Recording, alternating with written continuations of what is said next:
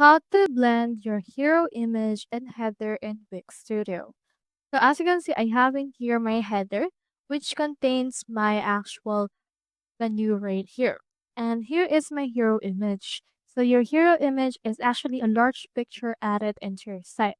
So if you want to blend these two together, what we can do is we can just head over and click into our header right here. And from in there, click onto this inspector icon in order to open it. Now in here you can see this. We have in here the scroll effect. Just click onto this right here and then make sure to choose in here the fade out option. So let's choose the fade out option from this list. Now once you have chosen the fade out option right there, next thing you need to do is we can see in here this overlap. So as it's right now, it's set to none, but we can click onto this next section right here in order to set that to there. Now, once I have set that to there, we have now in here this transparent header.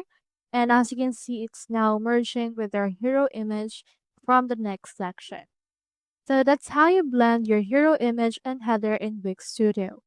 Hope we helped.